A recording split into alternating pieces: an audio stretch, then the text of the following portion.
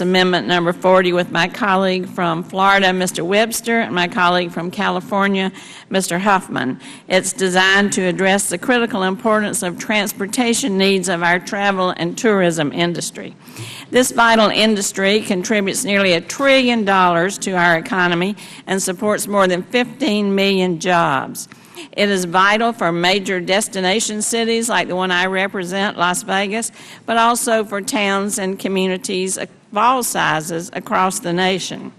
Whether they're driving along the fabulous Las Vegas Strip or looking for the world's largest ball of twine, tourists are affected by transportation access, design, and accommodation.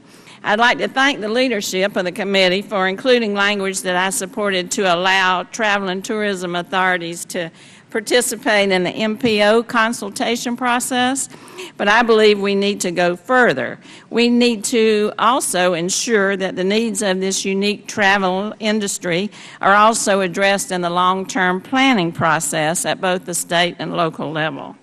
Today, even as we are meeting here in Las Vegas, the heads of our MPO, Convention and Visitor Authority, Transit Authority, Airport, and state and local representatives are all gathered as part of an ongoing regional effort to address current and future transportation needs in the Las Vegas Valley.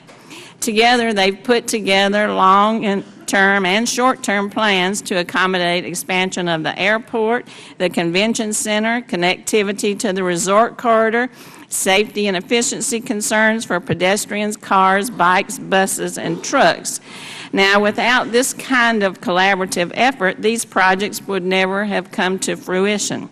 I would ask unanimous consent to insert a letter of support from the Las Vegas Convention and Visitors Authority related to this amendment. Okay. Gentlelady, yield back. No, I was just asking unanimous consent. Sorry, what did you ask? I ask that you pay attention when I'm arguing about my amendment. Point well taken. I'll do better. Thank you.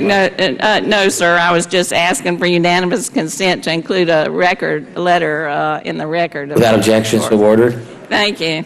Our amendment would simply add 4 little words: enhance travel and tourism, as part of the considerations for the scope of the planning process for both states and MPOs. Like so many, it's a common sense amendment that enhances our community's ability to welcome travelers, integrate tourism into the economy, and compete in the global marketplace. I don't see how anyone can oppose these 4 little words, whether you're from Orlando or Flagstaff, Tulsa or the Napa Valley, Seattle or Charleston, Memphis or Miami Beach. I think I've covered most of the places for people on this committee, so that should be relevant to you. So I would ask very much for your support of these 4 little words. Thank you, and I yield back. Mr. DeFazio and I didn't hear anything about Pennsylvania or Oregon, so, but I need to pay attention next time. Maybe you did say it, and I just didn't pay attention, wasn't paying attention. Mr. DeFazio. Mr. Chairman, I have... Mr. DeFazio, before I go to you, Mr. Webster, who's one of the co-sponsors. Oh, sure. Mr. Webster. Thank you, Mr. Chairman. 97 million visitors visit Florida every single year, and it's growing every year. 62 million of those come to Central Florida, which is a record and the largest amount of people that come to any one destination in the United States. Central Florida alone gets 200,000 jobs directly related to tourism. In order to keep visitors coming back and to keep the local economies growing, we must plan to complement our region's world-class attractions with a world-class transportation system. Representative Titus and I are offering an amendment that encourages such planning and collaboration, as she said, 4 words, with the travel and tourism stakeholders. We're pleased to offer the amendment and know that it's endorsed by U.S. Travel Association. I encourage my colleagues to support this well-intentioned amendment. Thank you, Mr. Webster. With that, I recognize, first let me go to Mr. DeFazio. Thank you, Mr. Chairman. Mr. Chairman, I have traveled to Las Vegas and met with the folks concerned. They're doing tremendous local self-help with, by raising a local gas tax, and They do bear a massive burden, as do other parts of the country.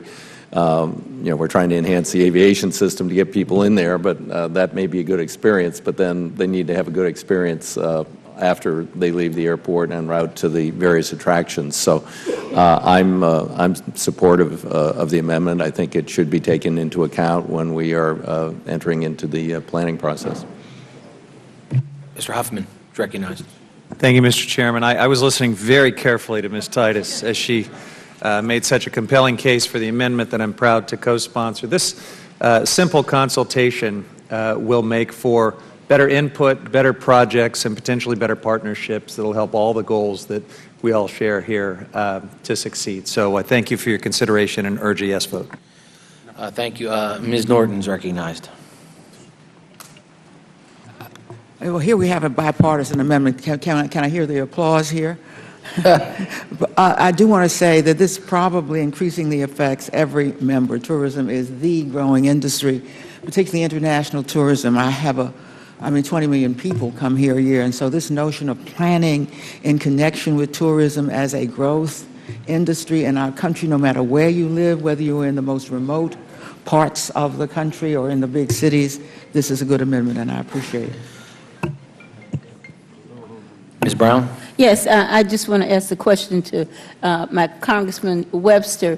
Was there some oversight that you didn't include my name on this amendment? I wasn't.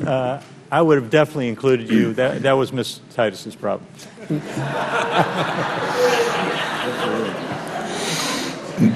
Mr. Webster's been very, very busy over the last couple of weeks.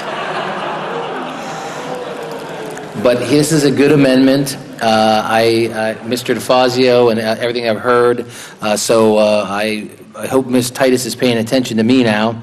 I'm willing to accept it. I think the ranking member, so without objection, we will accept the amendment. Without objection, so ordered.